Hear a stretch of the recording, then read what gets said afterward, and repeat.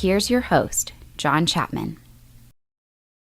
What is going on, 49ers faithful? Welcome to another episode of the 49ers Rush podcast. It's kind of funny. I got so excited last episode with the giveaway and, just talking draft and all these different things. I didn't even announce it was our 350th episode. This is 351, so we should acknowledge it here. We have been doing this for a little while, I must say, and it's an absolute honor and a privilege to be with you today. And even though our 49ers season is over, we are still prominently in the news. And so, here we are, on the eve of the Super Bowl and all that kind of stuff. 49ers are still dominating Twitter and all of the, news outlets and all those things, mainly because the trade market is going bananas, all those different things. And we're going to talk about Stafford for sure, as you can see the title. We're going to be going over a couple NFL draft prospects, two that I think are very good fits with the 49ers. One of them is cornerback J.C. Horn of South Carolina, and the other is edge Gregory Rousseau, who's just a freak. Some sites have him at 6'7", some have him at 6'6", just length and raw potential. But both could be options at that number 12 pick. Now we've got some news today that is trickling out. And again, if you're on Twitter or anywhere that you get 49ers information, you are seeing everywhere Stafford and the 49ers continue to trend upwards. Now, what do we have out there that's concrete? Not much. Ian Rappaport at Rap Sheet, he said that over 1/3 of the NFL has contacted the Detroit Lions about Matthew Stafford. And you pair that with the fact that just, a handful of days ago, Adam Schefter said he would put the over or under for the NFL teams changing quarterbacks at 18. At 18. That means only 14 teams are happy with their quarterback position, and 18 are trying to upgrade or do whatever. Well, let's just be honest with everybody. There is no way in hell that 18 teams are going to upgrade their quarterback position. It can't happen. There's only 4 quality starters or, kind of tier level in the NFL draft. And then you get into guys like Mac Jones, Kyle Trask, you can go on to Ian Book, Elring, or whatever else. There's only 4 potential starters. Now, you might find a diamond in the rough, but these numbers don't add up. And so there's going to be a lot of people that are left outside looking in, trying to get one of these quarterbacks. And I think a big reason why this is going on, and this is a shift in the NFL, the logic. The NFL is a copycat league. That's been said, time and time again. But I look at this as the Mahomes effect, right? And it's not just Mahomes that has played into this, but largely it is. He's the best quarterback in the NFL. He's not going to win MVP this year, but he's in the Super Bowl again, 3 straight AFC championships, whatever else. But the shift has been, and if you look at both teams that made it to, or the 4 teams that made it to the championship games, it's dominated by quarterback play. Now, the NFL's always been about the quarterbacks, but never this much. This is a new thing. So much so that if you don't have a top 5 quarterback, you're not satisfied. And so I'm going to run down these quarterbacks, and we're going to kind of, you could disagree on the rankings and whatever else, and that's fine. Throw that in the comments. Shout out to the Countdown crew coming in strong. I love it, man. We've only got, next week we'll be doing another giveaway. I want to be giving away some 49ers Rush gear next week. So again, #CC. I see you guys out there. Really do appreciate it. Now, here's the thing, okay? So let's say you have a top 5 quarterback. And again, this is kind of my numbers for the top 5 quarterback or top 6, whatever. Mahomes, Rodgers, Deshaun Watson, Josh Allen's got up there, Russell Wilson, Tom Brady, if you want to throw him in there, that's fine too. But that's not even the point of this conversation. The point is this. You have these elite quarterbacks at the top. And again, all 6 of those top quarterbacks, 4 of them were in the championship games, right? No team made it that far without an elite quarterback. Everybody else in the NFL is trying to upgrade. Now, if you have a young, promising quarterback, somebody like, Herbert or Dak or Lamar Jackson, Joe Burrow, then you're satisfied. But everybody else is trying to get a quarterback. And there's some good quarterbacks out there, and those teams aren't even satisfied. Shoot, look at the Packers. I didn't even think about this. They have the MVP at quarterback. They have Aaron Rodgers. And what did they do last year? They traded up in the first round to get another quarterback. So it's not even if you have an elite quarterback, you're safe. The entire NFL is trying to get better quarterback play, except for maybe 3 teams. That's it. And it's bad. So I say all of this to say this, because I think Stafford is a realistic possibility. Even the odds continue shooting up, and we'll talk about that here in a little bit. But whenever you look at Jimmy Garoppolo, who I really do like Jimmy Garoppolo, but where does he fit on this scale? I think that he fits kind of as that like quarterback 12 out of 32. 12 to 15, 12 to 16, let's even say 12 to 20. Or what if you're one of the ones that's like, when Jimmy's healthy, he's a top 10 quarterback. That's fine as well. I'm not disagreeing with any of these things or whatever. That's not what this is about. But even if Jimmy Garoppolo, fully healthy, is the number 8 quarterback, the number 7 quarterback, if you really love him, he is beautiful. I get it. He gets a couple extra points for that. Are you an elite option? And then the same question goes in. Well, is Stafford an elite option? I don't think Stafford is. Do I think Stafford is a better upgrade over Jimmy Garoppolo? Yes, I do. If you just ask me right now, do you want Stafford? Do you want Jimmy Garoppolo? I would prefer Stafford, but not entirely in every way, shape, and form. So, like, again, listen to these quarterbacks, and I'll number them for you. This is just my own personal rankings, whatever. Just whatever. Throw salaries out. Throw age out, throw whatever. You can have any quarterbacks. This is kind of the order. And again, I'll give you the numbers. Number 1, Mahomes. And if you disagree about any of these, that's okay. 2, Rodgers. 3, Deshaun Watson. 4, Josh Allen. 5, Russell Wilson. 6, Tom Brady. That's kind of the cutoff there. Then 7, Dak. I really do like Dak. I'm pretty sure Cowboys are going to keep him. 8, Justin Herbert. That guy's phenomenal. 9, Murray. And again, these are kind of all in tier bunched together. So there's not much difference between any of these. 10, Murray. 11, Stafford. I have Stafford at 11. And again, let's say you think Stafford should be higher. Are you taking Stafford over Dak? Stafford's made it to 1 Pro Bowl his whole entire career. And you say, well, he's been on some crappy teams. Yeah, he has. But I don't think anybody anywhere is going to say Jimmy Garoppolo or Matthew Stafford are elite possible top 5 quarterbacks. It's just not in the cards.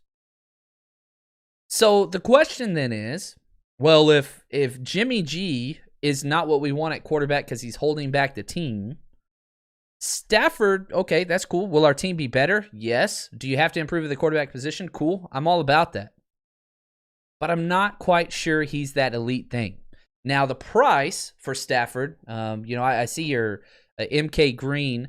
He says, realistically, what do you think the trade package for Stafford would look like for the 49ers? We already know they're the favorites. And it makes sense because the Super Bowl window is open. They have a great defense. They have a prominent running game. Neither which of those two things Stafford's ever been around. But news leaked out today from Al Sacco, who's one of my favorite 49ers writers out there. He does a hell of a job. He said, this is all I can tell you. From a source, there's lots of those around right now, source, quote unquote, the 49ers are trying to find a package where they do not give up number 12 this year, their first round pick this year. So what would that look like? So we have to, kind of proceed with that. My assumption is, this is all assumption, this is all conjecture. Take this what you want. My assumption is this. Lions, Matthew Stafford talk. Hey, we want to trade, we want to part ways. They agreed, they came out publicly with that. They said, fine, what teams would you like to go to? Because Trafford has a little bit of say. 49ers were definitely up there. I think the Colts and the 49ers, those are probably the 2 most likely teams. You3row the Patriots in there as well. So that happens. So now those 3 teams who Stafford said, hey, I'd like to go to these 3 teams, they talked it out, and that's where the 49ers currently are. And basically the 49ers are saying, we want Stafford, but we don't want to give up our first round this year. So realistically, what does this look like? I just put out the tweet there. I think the cheapest that you can get Matthew Stafford without giving up your first round pick this year, the cheapest, I think it will cost more than this, is a 2021 third rounder this year. your first rounder next year, so a 2022 first rounder. And again, the 49ers don't want to give up that 12, one, because we just got killed through free agency. We don't have much cap room. It's a low budget year. We can't overpay for starters. This front office and the coaching staff sees the window open currently. So you got to have that first round pick this year for a need. It's going to be a corner, or we'll have to see what happens to the line, whatever. But anyway, third round pick this year, first next year, and another third rounder in 2022. So 2/3 and a future one. That's a pretty low price. I'm cool with that. I would be very, very happy with that.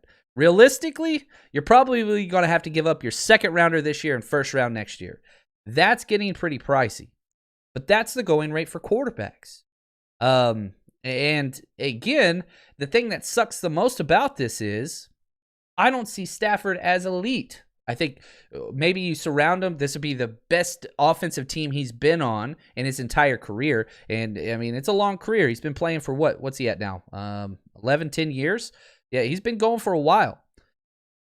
And there's some things to his game I love. There's things to his game I don't. Two great qualities. 3 times in his NFL career, he has led the NFL in game-winning drives. He is so clutch. Twice he has led the NFL in fourth quarter comebacks. Again, he hasn't been on great teams, but he is clutch down the stretch. Just even this year with a very bad team, they went 5-11. He had 4 game-winning drives. This guy single-handedly for the Detroit Lions, one of the worst coaching staffs that was around in the NFL under Matt Patricia. He was winning games. He was doing a hell of a job. So 4 game-winning drives just in 2020. The guy can play. Now, touchdown to interception ratio, not great. It's barely at 2-1. That's not elite, not even close to elite. Passing yards, he's up there for sure.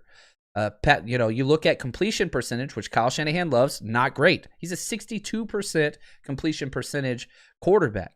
Again, you can kind of see how I'm on the fence at this, right? I want Stafford. Will he improve our team? Yes, he will.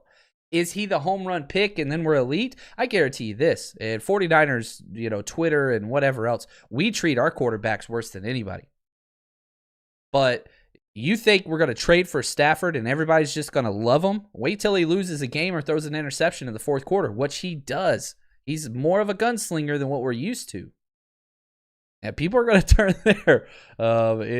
It's whatever. And yeah, Jeremy, I'm with you here. I am so over every single quarterback in a Niners jersey online. Yeah, I get tired of that as well. Yeah, truth serum. I see you. The 5,000-yard passing season. He had one. That was in 2011. I think there's only been like 7 of them, and he's got 1, which is pretty impressive. You look at his numbers lately, he did pass for 4,000 yards this year. Now, one of the biggest complaints about Jimmy Garoppolo, and rightfully so, I think this is the complaint, injuries and durability. Matt Stafford has gone through a lot of injuries, but he has suited up. As a matter of fact, you look at that, let's count it. This is how many seasons in a row he had 16 starts. 1, 2, 3, 4, 5, 6, 7, 8.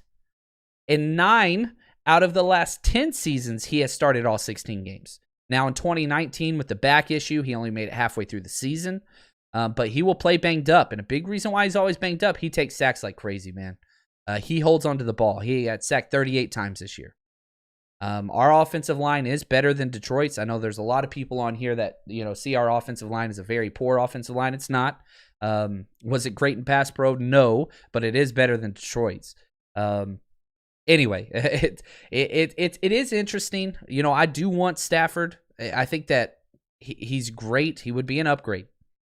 But man, Matthew, I think you kind of hit the nail on the head here.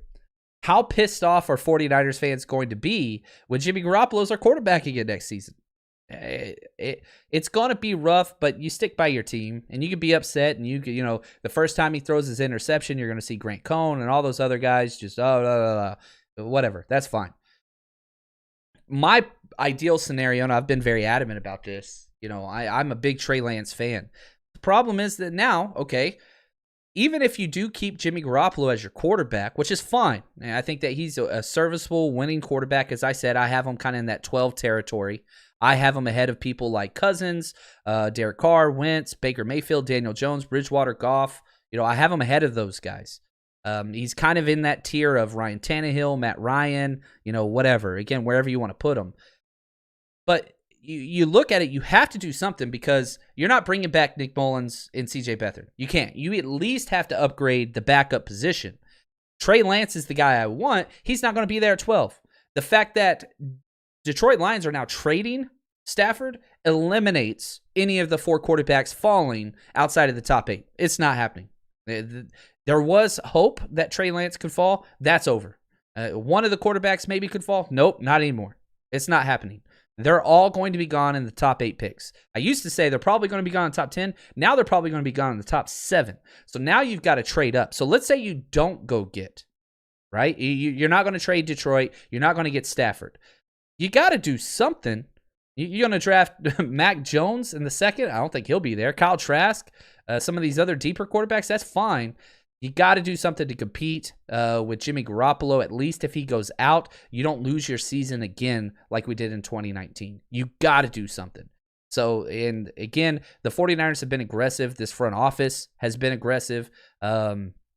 I hope it happens. And, real quick before I get to some more questions and stuff, I want to take a real quick word from our sponsor, and I want to talk these betting lines because, again, Vegas, they're in the know. They always know where these guys go. And so here's a quick word from our sponsors at MyBookie. Hey, guys.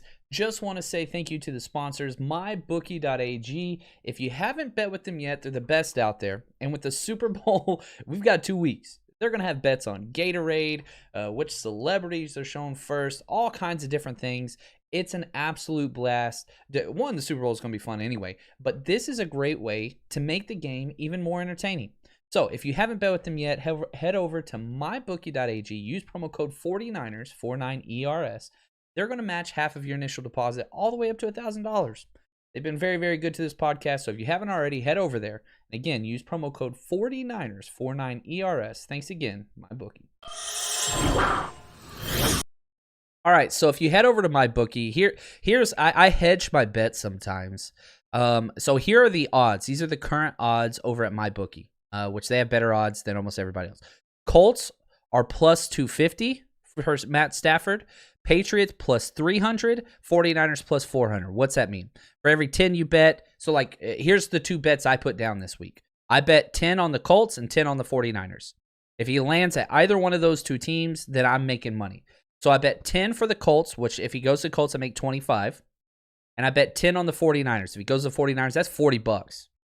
So if he lands at either one of those, I either win $5 or $20. I don't think the Patriots are a place he would want to go. He just spent time with Matt Patricia. I don't think you want to go back with Matt Patricia, who's going to be back with the Patriot way and all that BS. I just don't want to. I don't believe that's where he would want to go at this point. I don't think they're competitive either. So I'm betting on the Colts or the 49ers. So if you're one of those that thinks the 49ers thing is happening, you better freaking hurry up. Because, again, this is not a draft day trade that's going to happen because Matt Stafford has a $10 million roster bonus due in March. So Detroit's got to trade this guy, and you got to trade him quick because otherwise you're going to be on the hook for an extra $10 million, which nobody wants to do.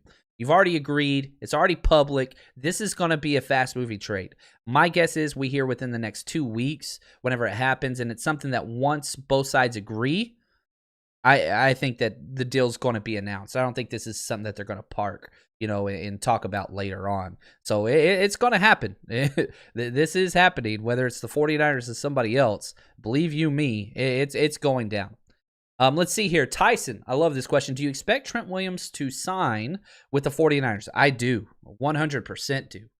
Now, here's the flip side to that.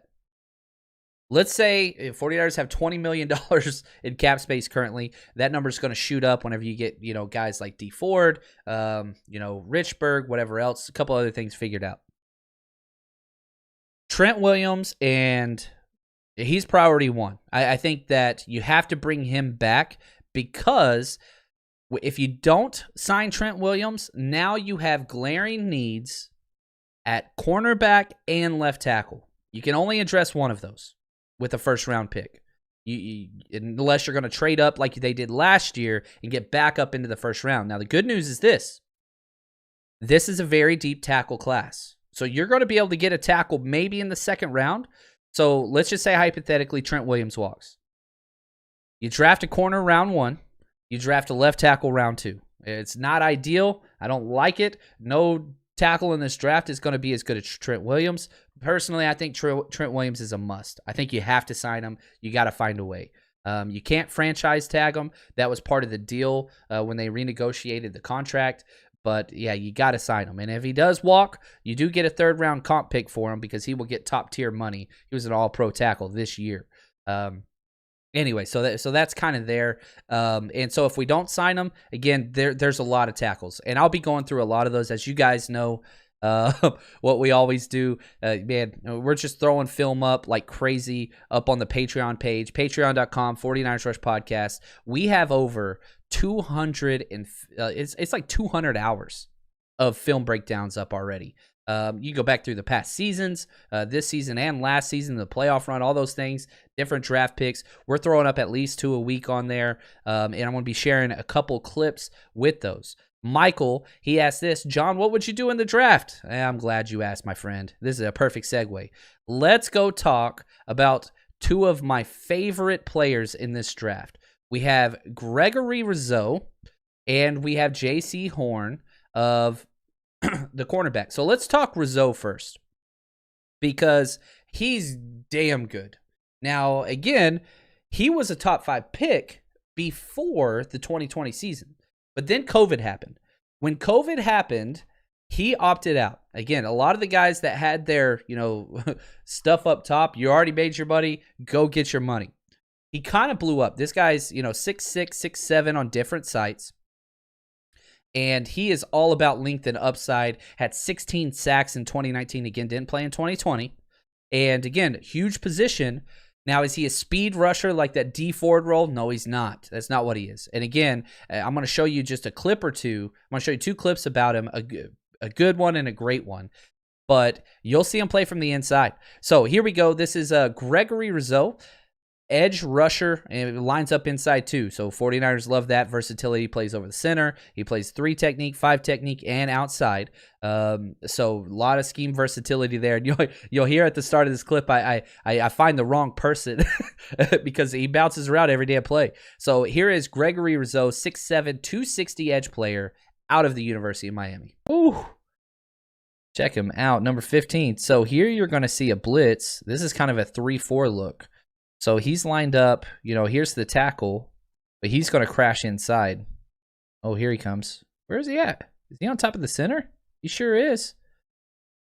Yeah, I mean, he lines up all over the place. Here he is just on a shade, just runs a stunt. Look at his hands and his hips.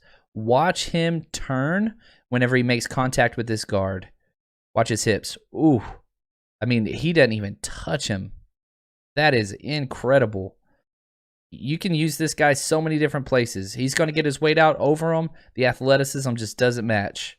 I mean, look at this. That's just a double hand swipe, both hands, weight coming forward. I mean, just look at the sheer athleticism and slender build of a 6 guy. He goes straight up. This dude's a needle. Then this guy doesn't want anything to do with him. He's coming to get you. This kid can play, man. Outside's going to be where he plays. No doubt about that. You look at his alignment, 405 snaps were outside, where he typically plays, 29 over tackle, 18 B gap, 74 in the A gap, as we see here, and 3 snaps off the ball in the 2019 season. But man, those hands, just that swipe move. He doesn't have a lot of nuance to his game. He doesn't have a lot of secondary pass rush moves. That's going to be something that's going to have to be developed. But raw, oh my gosh. And so that's Gregory Rousseau. A lot of sites have him anywhere from 10 down to 28. This is not a strong edge class.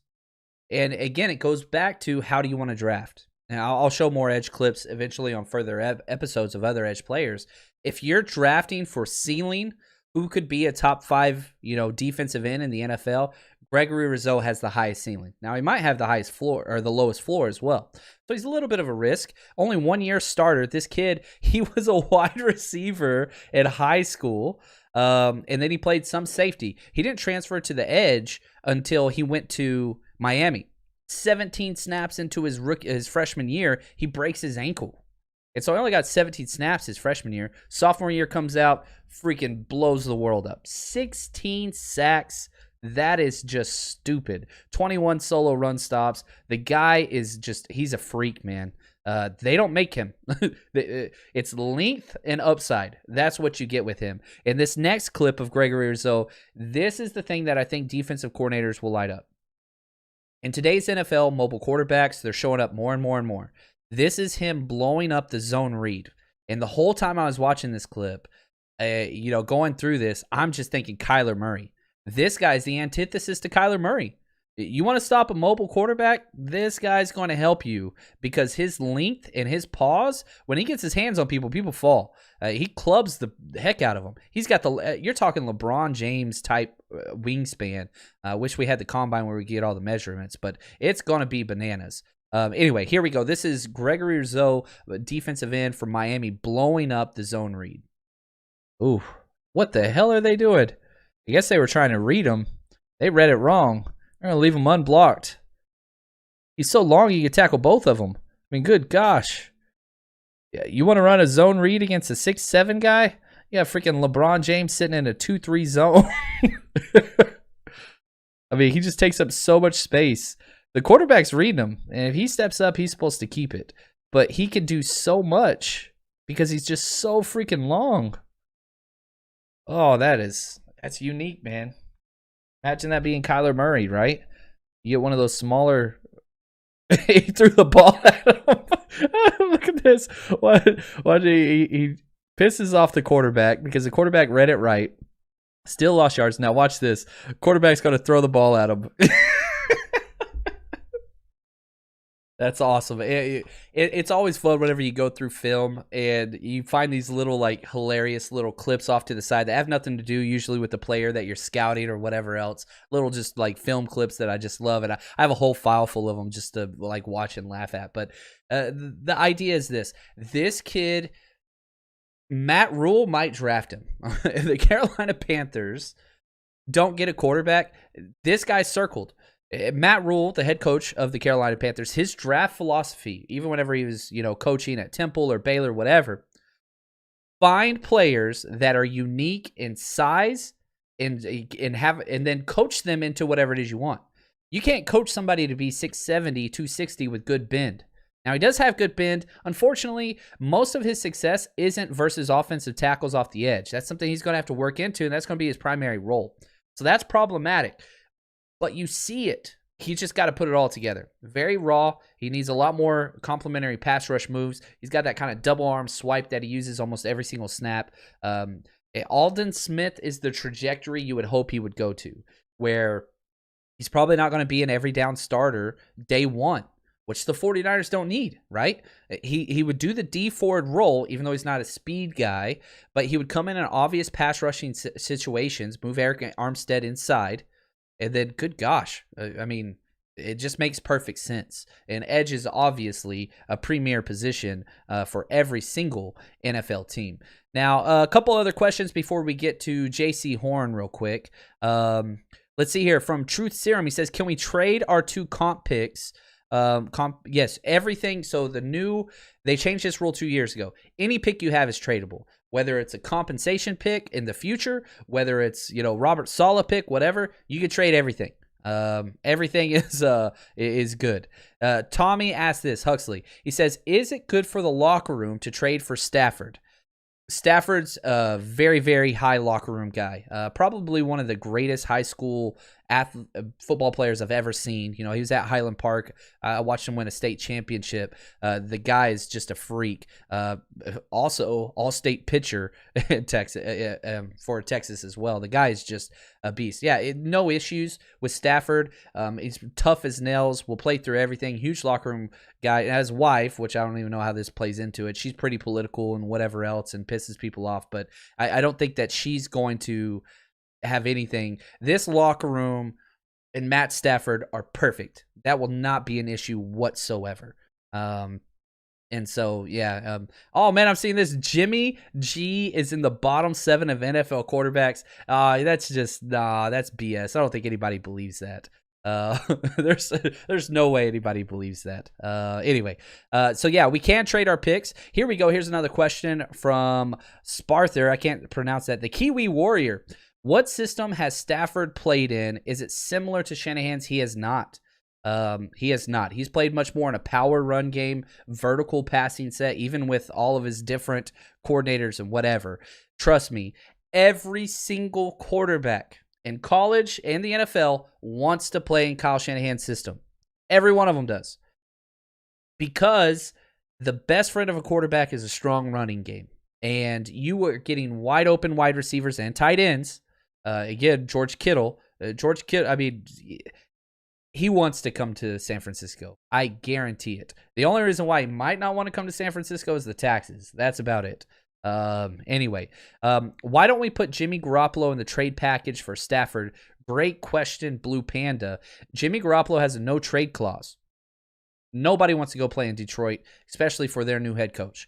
So Jimmy Garoppolo would nix that one 100%. Now, you could trade Jimmy Garoppolo to somewhere else that he would want to go, like the Patriots perhaps, or whatever else. Again, 18 teams are looking for quarterbacks.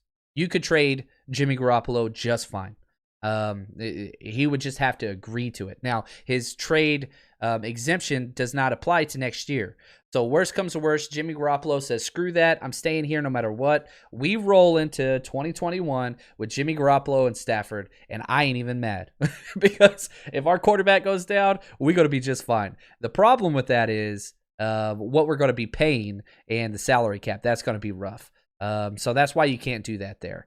Yeah, we would 100% get an offer for Jimmy. His salary cap is not too bad. We're keeping $2 million of it, so you're talking a $22 million salary cap hit. You could send him somewhere that drafts a rookie quarterback. Yeah, there's a market for Jimmy Garoppolo. Probably a 3rd round pick. Probably not going to be able to get much more than that. Maybe a 2nd if you're lucky, but I doubt that. But yeah, so that's kind of where we're at. Now, let's go to J.C. Horn. And this is kind of a fan favorite for several reasons. One, it doesn't take much imagination to see the connection. Last year's 1st round draft pick, Javon Kinlaw, South Carolina. The year before that, 2nd round draft pick, Debo, South Carolina. We know everything there is to know about J.C. Horn. And whenever I say we, I mean the 49ers front office. I like this kid a lot. 6'1" corner, 205, and what I label him as, like, what stands out about him, he's the absorber. He's like the blob. And what I mean by that is he is so physical versus wide receiver routes. Very Sherman-esque. Not saying he's like Sherman. I'm just saying the way he absorbs speed from the wide receivers with his hands, it just takes contact so well. I mean, the physicality versus routes are there like crazy. Bad news is he does not like to tackle at all. Some of the worst form I've ever seen. He will dodge to stay away from tackling sometimes. It's a very, very big problem. But do you draft corners because they're physical? The answer is no, and sometimes coaches say, oh, we can coach it out of them. Akello Witherspoon, you go back to him, the 49ers, this front office spent a 3rd round pick on him out of Colorado. He hated tackling. He got a lot better. He got much more physical. It still ducked his head way too much, but whatever. So this is a front office that has shown, and a coaching staff that has shown, hey, we can coach this guy into doing what we want. So here's a clip from J.C. Horn. Again, if you like these clips, the video, if you listen to traditional podcasts, you can still kind of hear the audio notes as we're watching the film. But if you like this, man, head over to Patreon. We are putting up some crazy content, and this is the only way to get my draft book as well. So whenever it's all said and done before the draft, a few weeks before the draft, I'm going to be releasing my entire draft book. We're up to 22 pages currently, and I still got a long ways to go. We're going to have 100 plus written draft profiles, rankings, all that stuff. If you want that, and again, if you join Patreon, it's $8 a month, or you can pay for the whole year for $80 if you'd prefer to do that. But that supports the podcast and everything that we do here at the 49ers Rush Podcast. So here we go. Here's J.C. Horn from South Carolina. Corner. Let's see, where is he at? Okay, see right here, you've got kind of a bunch tray. There's the tight end. They seem to put him on the most physical wide receiver / tight end. Again, he's lined up on a tight end a lot this game because Texas A&M uses this kid a lot. Second team all SEC tight end here. And so pay attention to his physicality at the line of scrimmage. This is where he's at his best. Absorbs contact as well as any other corner in this draft. He's not the type of guy that's going to bust you in the face, but he's so smart. Again, this is the son of Pro Bowl wide receiver Joe Horn. He understands a lot of nuance, and his intelligence is there. Watch how he communicates with everybody at all times. But gets in there, uses his hand well, very good offhand jam, opens up his hips, absorbs speed, contact, and space very, very well. Now you could say, well, you can't be that physical in the NFL. You're correct, but he didn't have to do that in college. You know what I mean? You could coach people to be less physical. It's pretty damn hard to get people to be more physical. That's something that's hard to add. And so, you look at the numbers for J.C. Horn. He had 5 penalties this year. He grabs a lot. So 5 defensive penalties, holding, whatnot. He does do that. So that's something he's going to have to learn with, but you prefer it that way. It's much better to take a cornerback that is, grabby and his hands are all over the place in college and then coach out the physicalness than to take somebody that's not physical and then try to coach them into being physical. Does that make sense? It's easier to unlearn than to learn that behavior. And this guy, again, he's son of Joe Horn. He's got the experience. There's a lot of corners.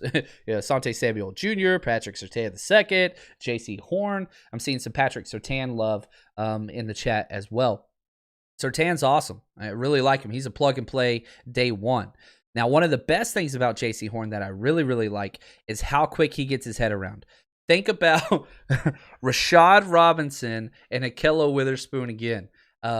They'll be in phase. It's a deep ball, and they never turn around. They never play the ball. J.C. Horn plays the ball every single time. It's like clockwork. As soon as he gets in phase where he can touch the wide receiver, he's in range, he gets that head around quick. Now, interceptions, only 2 career interceptions. That's problematic. Ball skills aren't there, but pass interference, that's not what's going to be. He's going to get called for holding. A lot of holding calls, no deep pass interference calls, which I love. He's a lot of fun. 23 passes defensed. That's pretty freaking awesome. I do like this kid a lot. Now, the negative on J.C. Horn, this is the negative, and it's a big one. He does not like to tackle. So here's a clip of J.C. Horn not putting forth a lot of effort. And unfortunately, there were quite a few of these going through the film. It showed its head way too often. All right, here he is down here at the bottom, locked up with a wide receiver. Ooh, recognize it's a run. Get in. Oh, see, this is red flag territory. In our defense, you can't do this. He makes, if it's flag football, that's one thing. But, he's got outside. Is this his responsibility? No. But at some point, you don't just stick your hand out there, turn around, and watch. At least hustle and get in there. He does not want to hit anybody. He doesn't want to hit. This is problematic. We'll see him here, number 1. He's going to be on the left side of your screen. He's not in there right now. I don't like this. This is going to cause him to fall. And again, you see it too often. Now, you can say, oh, he's being held. You can't hold that against him. Well, that's okay. And you've got the inside shoulder release. That is a big gap. It's not an easy tackle. It's just the effort. Put your body into it. Do something. He just high fives him. And then light jog. I'm good. I don't like that. It does seem like he makes some business decisions sometimes. So that's something that's The coaches are going to have a conversation with him about, and he's going to have to clear up in the interview process, and teams will either say yep or no. The problem is his cover skills and physicality in the passing game. It just seems like it should translate because the size is there, the physicality is there. Why is it? Why isn't it working? And, whenever he does decide to kind of stick his shoulder pads in there, his arms are always down to the side. You don't ever see him wrap anybody up. It's just not very common for him. Now, if you look at the cornerback class as a whole, that's first round kind of eligible. I have him as my cornerback number 2. Caleb Farley is my number 1. I think he has the highest ceiling. I value turnovers way more than most people. He has the best ball skills in the class. Number 2, I have J.C. Horn, and number 3, I have Patrick Surtain. However, that's 3 very, very top caliber corners that I think in a lot of drafts, all 3 would be going in the top 15 picks. But I don't think that's going to happen with this draft. I think 2 of them, I can see Caleb Farley. I've seen a couple mock drafts go where he's going top 7. That dude, he's damn good just because his ceiling is so much higher than everybody else's. He's taller, he's longer, his ball skills are better, and he has the best top-end speed. I wish we could see them all run 40s. I get mad every single time I think about the fact that there's no combine this year. But I would be perfectly content with any one of these guys just because I have them 1, 2, 3 in a certain order. I would love Patrick Surtain, who's my number 3 cornerback in this draft class. I'd love for the 49ers to get him. Plug and play. He'd start week 1. You wouldn't have to worry about a thing. Don't have to worry about anything. So that's kind of where we're at. We're going to wrap this episode up. Hopefully you guys enjoyed it. We've got more stuff. I'm going to be releasing some more Patreon breakdowns next couple of days. So look forward to those for all the supporters out there. And hey, we got a countdown giveaway coming up next week and only a week and a half to the freaking Super Bowl. I want both teams to lose. I don't know how I want to make that happen. We'll have to wait and see. But thank you for the support. And episode 351, it is in the books. Thank you guys, and as always, stay strong, faithful.